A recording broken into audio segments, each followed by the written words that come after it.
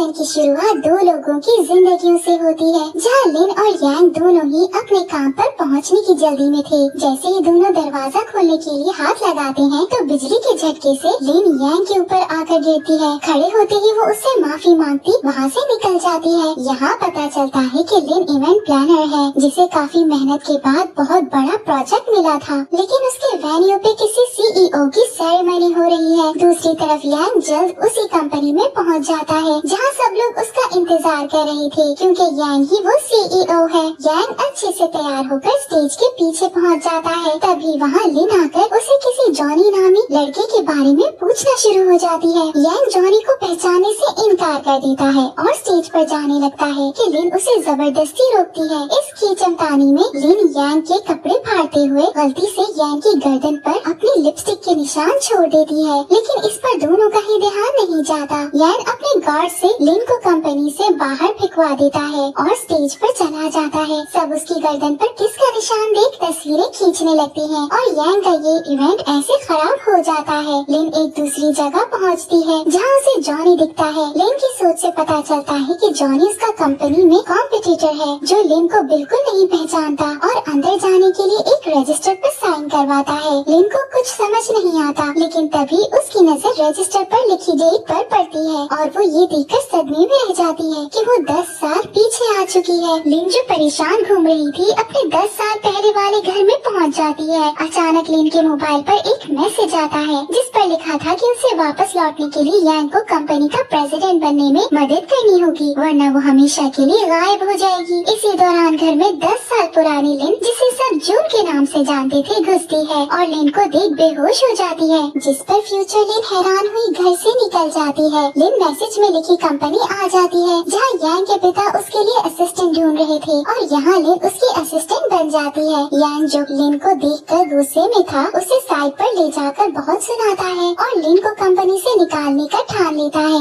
यांग लिन के लिए कंपनी की तरफ से दिए जाने वाले घर को कैंसिल कर देता है, जिस पर लिन बहुत उदास हो जाती है, क्योंकि ना ही उसके पास पैसे थे और ना ही कहीं जाने की जगह। वो बाहर अकेले घूमने लगती है, जहाँ उसे यांग अपनी गाड़ी से देख उसके पास आता है और जब उसे लिन के पास कोई घर ना होने का पता लगता है तो उसके लिए परेशान वो उसे अपने घर ले जाता है। लिन फिलहाल वहाँ रात के लिए रुक जाती है। सुबह दोनों साथ ऑफिस पहुँचते हैं, जहाँ यांग को उसके असिस्टेंट से पता चलता है कि उनके होटल में 2 बुकिंग एक साथ हो गई हैं, जिसकी वजह से दोनों अहम क्लाइंट्स गुस्से में हैं। यांग के पिता भी सबके सामने उस पर बहुत गुस्सा करते हैं, लेकिन लिन सब संभालते हुए ये कह देती है कि यांग ने पहले ही दूसरा तरीका ढूंढ लिया है। दूसरी तरफ हम जून को उसके बॉयफ्रेंड चैंग के साथ देखते हैं, जो यांग की कंपनी में ही काम करता था। यहाँ ये पता चलता है कि जून ने चैंग से ब्रेकअप के बाद ही अपना नाम लिन में बदल लिया था। यांग के होटल में होने वाली शादी की सारी तैयारियाँ भी लिन करवा देती है, क्योंकि वो इस काम में पहले से माहिर थी, जिस पर यांग उससे इम्प्रेस होने लगता है। शादी बेहतरीन तरीके से हो जाती है, जहाँ ड्रिंक करने के बाद लिन नशे में आकर सो जाती है। यांग उसे सोता देख उस पर अपना कोट डालते हुए उसे अपनी गोद में उठाकर घर ले आता है। सुबह जब लिन की आँख खुलती है तो वो अपने बराबर में यांग को लेटा देख पीछे उछल जाती है। यांग उसे बताता है कि रात में वो उसका हाथ छोड़ने के लिए तैयार नहीं थी, जो सुनकर लिन शर्मिंदा हो जाती है। लिन को पता चलता है कि सारे घर फुल होने की वजह से कंपनी से घर नहीं दे सकती, जिस पर यांग उसे अपने घर में रहने की जगह दे देता है। इसके बाद दोनों कंपनी जाने के लिए निकलते हैं, जहाँ रास्ते में दोनों लड़ाई कर लेते हैं और यांग लिन को पैदल चलने का कहकर खुद गाड़ी से कंपनी आ जाता है। चलते वक्त लिन की नजर जून पर पड़ती है, जिसे देख लिन को याद आता है कि जल्द वो दिन आने वाला है जब उसे कंपनी से निकाल दिया गया था और उसकी ग्रैंडमाँ भी हादसे की वजह से कोमा में चली गई थी। लिन कंपनी आ जाती है, जहाँ यांग उसे दोबारा तंग करना शुरू कर देता है। उसकी हरकतें देखकर यांग के पिता लिन को उस पर नजर रखने की जिम्मेदारी दे देते हैं। लिन यांग से चिपकी रहती है, जिस वजह से वो लिन से छुपने लगता है। कंपनी में जरूरी मीटिंग होती है, जहाँ हम जैन से मिलते हैं, जो यांग के पिता के साथ काम करने वाला पुराना आदमी था और यांग को पसंद नहीं करता था। इसी मीटिंग में यांग की बचपन की दोस्त जाओ भी आ जाती है, जिसे यांग के पिता ने मैनेजमेंट संभालने के लिए रख लिया था, क्योंकि वो उनके दोस्त की बेटी जो थी। आगे लिन और यांग भी एक दूसरे से माफी मांगकर दोस्ती कर लेते हैं। जाओ इनके रिश्ते से बिल्कुल खुश नजर नहीं आती। लिन जो यांग का कंपनी के बाहर घर जाने के लिए इंतजार कर रही थी, उसका चैंग की गाड़ी से छोटा सा एक्सीडेंट हो जाता है, जहाँ चैंग उसे देख जून समझने लगता है। लेकिन तभी चैंग के पास जून की कॉल आ जाती है और उसे वहाँ से जाना पड़ता है। यांग जिसने ये सब देख लिया था, फौरन लिन के पास आ जाता है। वो उसे गाड़ी में बिठाकर घर ले आता है, जहाँ वो खुद उसके पाँव पर दवाई भी लगाता है। यहाँ यांग पहली बार लिन को अपने माजी के बारे में बताते हुए कहता है कि उसकी माँ की डेथ हो चुकी है और उन्हीं से उसने जड़ी बूटियों की दवाई बनाना भी सीखा है। रात में जब यांग लिन को देखने कमरे से बाहर आता है तो उसे लिन के बराबर में एक लेटर पढ़ा मिलता है, जिसमें लिन ने उसकी बहुत बुराइयां की थी और साथ ही कंपनी छोड़ने की बात भी लिखी हुई थी। ये सारी बातें यांग का दिमाग घुमा देती हैं और वो लेटर के साथ दोबारा कमरे में चला जाता है। अगले दिन से वो लिन को इग्नोर करने लगता है, जिसके बर्ताव से लिन परेशान हो जाती है। लिन को अचानक याद आता है कि उसी दिन उसके ग्रैंडमा का एक्सीडेंट होने वाला था, जिन्हें बचाने वो निकल जाती है। लेकिन हॉस्पिटल पहुंचकर उसे पता चलता है कि वो उस बार भी अपनी ग्रैंडमा को नहीं बचा पाई। लिन जून को हॉस्पिटल में बैठा रोता देख खुद भी बहुत रोती है। कंपनी में यांग के पिता उसे जाओ के साथ एक बड़ा होटल संभालने के लिए दे देते हैं, जिसमें वो उन्हें लिन को भी शामिल करने का कहते हैं। यांग इसके लिए तैयार नहीं था, इसलिए जाओ खुद इस बात की जिम्मेदारी लेकर लिन को होटल में वेट्रेस के तौर पर काम करने के लिए कह देती है। लिन को जाओ की बात माननी पड़ती है, जिस वजह से वो यांग से नाराज हो जाती है, क्योंकि उसने जाओ को नहीं रोका। तीनों होटल आ जाते हैं, जहाँ लिन को एक वीआईपी गेस्ट को संभालना था। अब क्योंकि उस वीआईपी को हर चीज से बहुत एलर्जी थी, तो लिन उसका कमरा अच्छे से चमका देती है। यांग अपने असिस्टेंट को उसकी मदद करने के लिए भेजता है, लेकिन लिन उसे वहाँ से भगा देती है। होटल में जाओ के साथ चक्कर लगाते वक्त यांग की नजर लिन पर पड़ती है, जो पूल साफ कर रही थी। लिन यांग के असिस्टेंट से डरकर पूल में गिरने ही वाली होती है कि यांग उसे बचा लेता है, लेकिन इस चक्कर में खुद पूल में गिर जाता है। यांग का असिस्टेंट उसे फौरन होटल के कमरे में कपड़े चेंज करने ले आता है, जो वीआईपी गेस्ट का कमरा था। लिन जब वहाँ सब चेक करने आती है तो यांग को बिना कपड़ों के देख चिल्लाने लगती है। दोनों के बीच लड़ाई झगड़े के बाद यांग लेटर वाली बात सामने ले आता है, जहाँ आखिर लिन सब कुछ यांग को समझा देती है कि लेटर उसने शुरू में लिखा था, लेकिन अब वो जान चुकी है कि यांग सच में बहुत मेहनती है। अब अपनी तारीफ सुनकर कौन नहीं पिघलता। इसी तरह यांग भी लिन को माफ कर देता है। होटल में जब वीआईपी गेस्ट आता है तो यांग को ये देखकर जलन होने लगती है कि वो जवान आदमी है, क्योंकि अब उसकी पर्सनल वेट्रेस होने की वजह से लिन उसके साथ हर वक्त रहने वाली है। यांग लिन पर अपने असिस्टेंट से नजर रखवाने लगता है और उसको पागलों की तरह काम करता देख वो अपने असिस्टेंट से छुपकर लिन के लिए खाना भी भिजवाता है। खाना खाते वक्त अचानक लिन की तबीयत बिगड़ जाती है, जिसे यांग संभालने लगता है। वीआईपी गेस्ट की भी तबीयत खराब हो जाती है और उसे भी लिन के साथ हॉस्पिटल ले जाया जाता है। लिन को जब होश आता है तो वो यांग को अपने पास बैठा देख दिल ही दिल में खुश होने लगती है। वो यांग को समझाती है कि उसे और वीआईपी गेस्ट दोनों को बिल्लियों से एलर्जी है। उसकी तबीयत होटल का रुमाल इस्तेमाल करने से खराब हुई थी, यानी किसी ने होटल की इमेज खराब करने के लिए रुमाल में बिल्ली का बाल छुपा दिया था, ताकि वीआईपी गेस्ट होटल पर केस कर दे। एक सीन से पता चलता है कि ये सारा काम चैंग ने किया है। जैन के कहने पर यांग के पिता एक मीटिंग बुलाते हैं, जहाँ जैन सारा इल्जाम यांग पर डालकर उसे कंपनी से निकालने की बात करने लगता है, लेकिन यांग सबसे वादा करता है कि वो सब ठीक कर देगा। लिन भी यांग की मदद करती है और वो वीआईपी गेस्ट को केस ना करने के लिए मना लेते हैं। यांग के पिता उससे खुश होकर उसे एक विला का प्रोजेक्ट संभालने के लिए कहते हैं, लेकिन यांग मना कर देता है, क्योंकि इस विला को अभी तक कोई भी पूरा नहीं कर पाया है। अब यांग के पिता लिन का इस्तेमाल करते हैं, जो यांग को विला के लिए मना लेती है। यांग कंपनी में चैंग को देखता है, जिसे डांट पिट रही थी। यहाँ हमें पता चलता है कि चैंग यांग का सौतेला भाई है। यांग जिसे उसके लिए बुरा लग रहा था, उसे भी अपने साथ विला वाले काम पर लगा लेता है। अब सब अपना सामान लेकर विला आ जाते हैं, जहाँ एक भूत को देखकर सारे ही डर जाते हैं। चैंग इन्हें एक कमरे में ले आता है, जहाँ बड़ा मॉडल चैंग गलती से तोड़ देता है। यांग उस मॉडल को देख उदास नजर आता है और लिन की वजह पूछने पर वो उसे बता देता है कि ये मॉडल उसकी माँ ने बनाया था, यानी पहले इस विला की जिम्मेदारी यांग की माँ की ही थी। सुबह ये लोग विला के स्टाफ से मिलते हैं, जिनका बर्ताव इन लोगों के साथ हालात अच्छा नहीं होता। जाओ भी यांग के असिस्टेंट के साथ विला पहुंच जाती है। यांग जिसे पता था कि कोई भूत बनकर सबको डरा रहा है, उस भूतनी को पकड़ने का फैसला करता है। रात में वो उसे पकड़ तो लेता है, लेकिन वो लड़की जो वहाँ के शेफ की बेटी थी, ये बात मानने से इनकार कर देती है कि वो उन लोगों को डराने की कोशिश कर रही थी। उस लड़की का मानना ये था कि उसे नींद में चलने की बीमारी है। अब क्योंकि उस लड़की को यांग की वजह से चोट लगी थी, तो वो यांग को अपनी गलती की जिम्मेदारी लेने का कहकर उससे शादी करने के लिए कहती है। यांग जो ये सुनकर हैरान था, फौरन लिन को अपने फियांसे के तौर पर सामना करा देता है, जहाँ लिन भी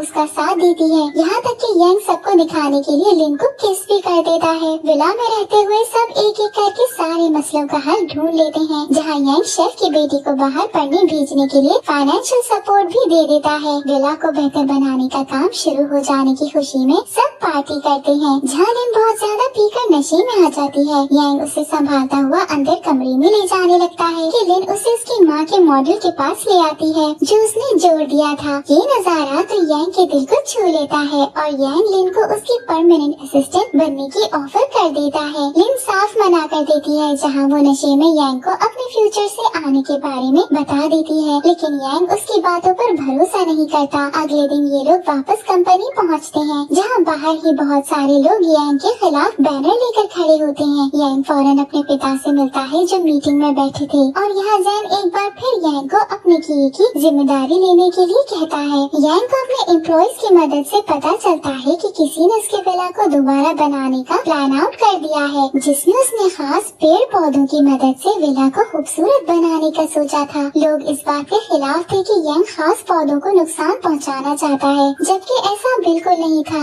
अब पता ये करना था कि यांग का प्लान जैन तक किसने पहुंचाया। जाओ को चैंग पर शक था, इसीलिए वो सबके साथ मिलकर उसकी अच्छी खासी बुराई करती है। यहाँ लिन को ये जानकर हैरानी होती है कि चैंग यांग का सौतेला भाई है। यांग सबके साथ मिलकर मसले का हल ढूंढने लगता है, जहाँ उसे लिन का आइडिया सबसे ज्यादा पसंद आता है कि उन्हें प्लांट एसोसिएशन को डोनेशन देना चाहिए ताकि वो खुश हो जाए। यांग सबकी जिम्मेदारी लिन पर डाल देता है, जहाँ सबको उनका हिस्सा देने के बाद लिन डोनेशन की जिम्मेदारी चैंग को दे देती है। सब काम में बिजी हो जाते हैं, जहाँ एक रात लिन यांग को बताती है कि जिस पौधे के खिलाफ सब लोग हैं, वो एक बहुत कीमती पौधा है जो कहीं नहीं मिलता। लोगों को डर है कि यांग उस पौधे को बर्बाद न कर दे, इसीलिए वो ऐसा कर रहे हैं। यहाँ पता चलता है कि लिन के पिता की मौत इसी पौधे की खोज में हुई थी, इसीलिए उसे इतनी जानकारी है। यांग लिन की बातें सुनकर उससे पूछता है कि उसे ये सब कैसे पता। लिन उसे कोई जवाब नहीं देती, जिस पर यांग को उसकी फ्यूचर से आने वाली बात याद आ जाती है। वो अपने असिस्टेंट को कुछ जानकारी निकालने पर लगा देता है, जिसका पता हमें आगे चलेगा। चैंग जो रात देर तक काम कर रहा था, जून उसका कंपनी के बाहर बारिश में इंतजार करती रहती है, क्योंकि चैंग को उसका कंपनी के अंदर आना नहीं पसंद। यहाँ ये जरूर समझ आ जाता है कि चैंग जून से उतना प्यार नहीं करता जितना जून उससे करती है। अगले दिन यांग का असिस्टेंट उसे जून की जानकारी लाकर देता है, जिसका नाम लिन ने नशे में लिया था। वो उसे बताता है कि जून के माता पिता की डेथ हो चुकी है, जिसके बाद से वो एक ऑर्फनेज में रहती थी। वहाँ उसकी एक ग्रैंड माँ से अच्छा रिश्ता बन गया था, जो कि अब कोमा में है। कंपनी में सब सारा इल्जाम चैंग पर डालने लगते हैं, तो लिन को उसकी फिक्र होना शुरू हो जाती है। वो उसे ढूंढते हुए छत पर आ जाती है, जहाँ वो चैंग को तसल्ली देती है। यांग जिसने लिन को ज्यादा देख लिया था, वो भी उसके पीछे छत पर पहुँच जाता है। चैंग यांग को देख लिन को गले लगा लेता है और यांग वहाँ से गुस्सा होकर चला जाता है, लेकिन यांग जिसे उनके रिश्ते के बारे में जानना था, वो सब्र नहीं कर पाता और छत पर दोबारा आ जाता है, जहाँ उसे जून खड़ी मिलती है। जून को चैंग पर शक हो गया था कि वो उस पर शायद चीट कर रहा है, इसीलिए वो उसे कंपनी में मिलने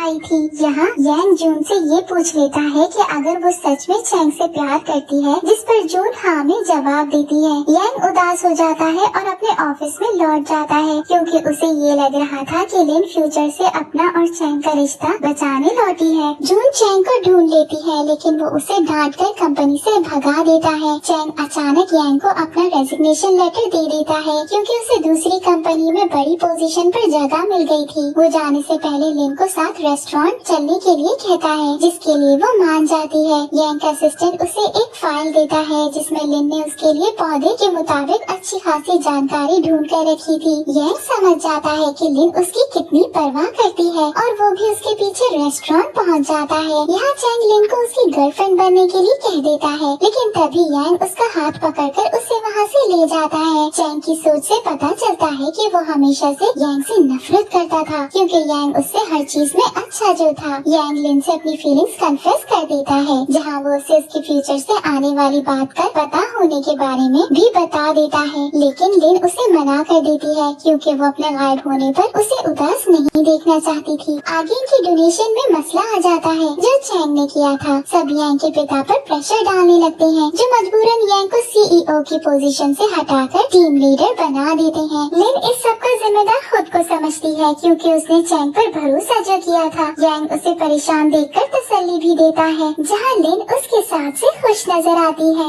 यांग के पिता उसे सुधारने का एक मौका देते हुए एक प्रोजेक्ट की जिम्मेदारी दे देते हैं, जिसके मुताबिक यांग को किसी बड़े होटल के बनने का प्रपोजल उनकी कंपनी को दिलवाना था। जैन चैंग से मिलकर उसे भी इस प्रोजेक्ट का बता देता है और इसे यांग से छीनने के लिए कह देता है। इसी बीच चैंग जून को भी बहुत बुरा भला कहकर उससे ब्रेकअप कर लेता है। जून जो चैंग के मुंह से लिन का नाम सुन चुकी थी, उसे ढूंढने कंपनी आ जाती है और यहाँ दोनों में आमना सामना हो जाता है। जून फौरन बेहोश हो जाती है, जिसे यांग के साथ लिन हॉस्पिटल ले आती है। जून जाकर लिन को बहुत सुनाने लगती है कि उसने चैंग को उससे छीन लिया, जिसकी बातों से गुस्सा होकर लिन यांग के साथ वहाँ से चली जाती है। अपना ध्यान भटकाने के लिए वो सबके साथ मिलकर होटल के प्रोजेक्ट के लिए मेहनत करने लगती है, जहाँ जाओ भी इनका अच्छे से साथ देती है। जाओ लिन को अकेले देख उससे बात करती है, जहाँ वो उससे ये पूछ लेती है कि अगर वो यांग को पसंद करती है। लिन हाँ में जवाब देती है, जो पीछे खड़ा यांग सुनकर खुशी से पागल हो जाता है। वो लिन के सामने कुछ शो नहीं करता, लेकिन उससे और अच्छा बर्ताव रखने लगता है। एक दिन लिन को हॉस्पिटल से कॉल आती है, जहाँ उसे जून के भागने का पता चलता है। उसे याद आता है कि उसने 10 साल पहले आत्महत्या करने की कोशिश की थी, इसलिए वो यांग के साथ उसे ढूंढकर बचा लेती है। यहाँ लिन को ये भी याद आ जाता है कि उसे 10 साल पहले यांग ने ही बचाया था, जो वहाँ से गुजर रहा था। ये बात लिन यांग को भी गले लगाते हुए खुशी से बता देती है, जहाँ यांग भी उसकी बात सुनकर खुश था। जून के होश आने पर लिन यांग को उसे साथ घर ले जाने के लिए कहती है, ताकि वो उसका ख्याल रख सके। यांग जून को उसके साथ चलने के लिए मना लेता है, लेकिन जून लिन के साथ रहने से मना कर देती है। यांग लिन को अपने दूसरे घर में शिफ्ट कर देता है, जो उसके फ्लैट के ऊपर ही था। लिन के कहने पर उसे मजबूरन जून के साथ ही रहना पड़ता है। चैंग और यांग के बीच होटल को लेकर अच्छा कंपटीशन होता है, लेकिन चैंग गलत तरीके से सबके सामने बेहतर बन जाता है। होटल का मालिक यांग को एक आखिरी मौका देता है, जिस बात को लेकर यांग बहुत परेशान हो जाता है। जून उसे ऐसा देख लिन को कॉल करके उसे तसल्ली देने के लिए कहती है और यहाँ इन दोनों के बीच भी बातचीत से चैंग वाला मसला हल हो जाता है। लिन इंटरनेट से देखकर उदास इंसान को खुश करने के तरीके यांग पर आजमाती है, जो उसकी क्यूट हरकतों की वजह से बेहतर महसूस करने लगता है। यांग के पिता की तबीयत खराब होने की वजह से उसे उनका काम संभालना पड़ता है, जिस वजह से उसके कांधों पर और भी बोझ आ जाता है। जून लिन और यांग के बिजी दिनों में उनका ख्याल भी रखती है, जहाँ लिन को मेहनत करते देख उसे भी हौसला मिल जाता है। आखिर यांग होटल का प्रोजेक्ट अपनी तरफ करने में कामयाब हो जाता है। चैंग की काली करतूतें सामने आ जाती हैं और जैन को भी कंपनी से निकाल दिया जाता है। यांग को कंपनी में अपनी पोजीशन दोबारा मिल जाती है, जहाँ सब खुश नजर आते हैं। जून यांग का घर छोड़कर एक नई शुरुआत करने निकल जाती है, जहाँ लिन को उस पर बहुत गर्व होता है। यांग एक बार फिर रोमांटिक तरीके से लिन से अपनी फीलिंग्स कन्फेस कर देता है, जिसे लिन इस बार एक्सेप्ट कर लेती है और दोनों किस करते हैं। यांग के पिता की तबीयत सीरियस हो जाती है, जिन्हें डॉक्टर बाहर मुल्क सर्जरी के लिए जाने के लिए कह देते हैं। यांग अपने पिता को मनाने की कोशिश करता है, लेकिन उन्हें यांग की ज्यादा परवाह होती है। जाओ के पिता यांग के पिता से मिलकर यांग और जाओ की शादी की बात करते हैं ताकि यांग के शेयर्स बढ़ जाएं और कंपनी लीगली उसके नाम हो जाए। यांग के पिता तो इस बात के लिए तैयार हो जाते हैं, लेकिन यांग उन्हें साफ इनकार कर देता है। वो दूसरा रास्ता निकालने के लिए बहुत ज्यादा मसरूफ हो जाता है, जबकि दूसरी तरफ लिन की तबीयत खराब होना शुरू हो जाती है,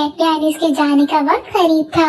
यांग के पिता लिन से अकेले में बात करते हैं और उसे यांग को उसकी भलाई के लिए छोड़ने का कह देते हैं। लिन भी मान जाती है, जहाँ वो यांग से ब्रेकअप करके कंपनी छोड़कर चली जाती है। लिन जॉनी के पास काम के लिए आती है, जो वेडिंग शॉप चलाता था। जॉनी भी उसे अपनी शॉप में जगह दे देता है। दूसरी तरफ बहुत सोचने के बाद यांग जाओ से शादी के लिए मान जाता है। जाओ जॉनी की ही शॉप में अपनी शादी की तैयारियों के लिए आती है, जहाँ लिन अपने जज्बात पर काबू करते हुए उनका साथ देने की पूरी कोशिश करती है। जल्द शादी का दिन आ जाता है, जहाँ यांग आखिरी बार लिन को समझाने की कोशिश करता है, लेकिन वो उसकी बात नहीं सुनती। ऐसे यांग की शादी हो जाती है, जहाँ जाओ यांग की उदासी महसूस कर लेती है। शादी के बाद जाओ यांग के लिए एक वीडियो छोड़कर गायब हो जाती है। यहाँ वो अपने सारे शेयर्स भी यांग के नाम कर जाती है और उसे लिन के साथ खुश रहने के लिए कहती है। ऐसे यांग और लिन दोबारा एक हो जाते हैं, जहाँ यांग के पिता भी बाहर इलाज के लिए जाते हैं। यांग और लिन हर पल अच्छे से जीते हैं, जहाँ इनके कंपनी वाले भी दोनों के लिए खुश नजर आते हैं। चैंग जिसने अभी भी हार नहीं मानी थी, उसे पता चलता है कि उसकी माँ ने मरने से पहले उसके हिस्से में भी कुछ छोड़ा था। अब क्योंकि चैंग की माँ की वसीयत लॉ कंपनी के पास थी, तो चैंग वहाँ पहुँच जाता है, जहाँ इत्तेफाकन जून ने काम करना शुरू कर दिया था। जून को बातों में लाकर चैंग अपनी माँ की विल लेकर वहाँ से चला जाता है। अब वो दिन आ जाता है जब कंपनी यांग की होने वाली थी, लेकिन यहाँ सेरेमनी को चैंग बीच में रोक देता है। वो अपनी माँ की वसीयत सबको दिखाते हुए कहता है कि कंपनी के कुछ शेयर्स उसके पास भी हैं और वो यांग के प्रेसिडेंट बनने के खिलाफ है। ऐसे यांग के रास्ते में दोबारा रुकावट आ जाती है। जून जिसे चैंग पर शक था, उस फाइल की छानबीन करने लगती है, जिसके पेपर्स चैंग लेकर गया था। लिन की तबीयत मजीद बिगड़ जाती है, जिसका यांग अच्छे से ख्याल रखता है। लिन यांग के साथ अपनी सारी उन खुशियों को पूरा करती है जिन्हें वो 10 साल से करना चाहती थी। एक दिन जून यांग के पास पहुंचकर उसे बताती है कि चैंग विल के मुताल्लिक कुछ छुपा रहा है। वो यांग के साथ चैंग के घर आ जाती है, जहाँ लॉ कंपनी के मालिक और जून के बॉस आकर ये सबूत सबके सामने रख देते हैं कि विल में चैंग की माँ ने ये बात भी लिखी है कि शेर चैंग के नाम जब ही होंगे जब वो 40 साल का हो जाएगा। यहाँ चैंग का सारा खेल खत्म हो जाता है। अब यांग अपना सारा वक्त लिन को दे देता है। दोनों साथ ढेर सारे खास पल गुजारते हैं, जहाँ यांग लिन को प्रपोज भी कर देता है। आखिर यांग के प्रेसिडेंट बनने का दिन आ जाता है, जहाँ वो सबके सामने बहुत इमोशनल होकर स्पीच देता है। अचानक लिन बेहोश हो जाती है और यांग फौरन उसे गोद में उठाकर वहीं ले आता है जहाँ वो पहली बार मिले थे। दोनों में सैड से गुड बाय के साथ लिन दरवाजा पकड़ के गायब हो जाती है। ऐसे 10 साल गुजर जाते हैं, जहाँ सब अपनी जिंदगियों में खुश थे।